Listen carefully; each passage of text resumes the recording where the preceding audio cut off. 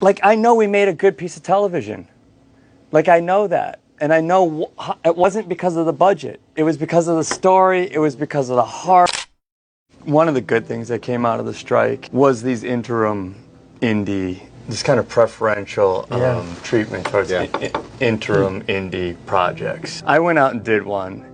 It was 10 episodes of independent television for $5 million. So that's 6 hours of television. That was less than what we made You Can Count on Me for, or around the same. It was doable.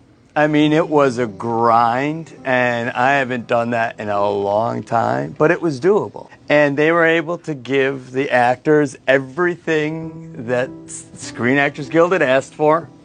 The production company agreed to do it.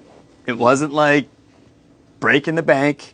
Wasn't impossible. And I do feel like what happened with streaming was we all ran to do it because it was another kind of freedom, and it was an economic freedom. It was directors and writers had another kind of freedom that they didn't in the studio world, right? So we all ran to do it, but what happened was it just created a vacuum in the indie world. And now I feel like there's a chance to have this resurgence of that, and there's I hope, more of a thoughtfulness about the possibility of that. Now I'll look at an indie picture much different than I did 2 or 3 years ago. Like, I know we made a good piece of television.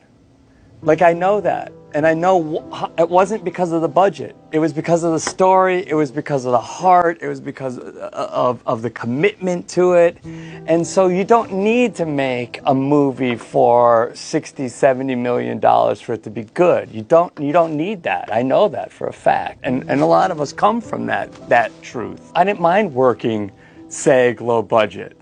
I mean, I can afford it, you know? Yeah. But I didn't mind it. Let me add this too. I think the model has to change.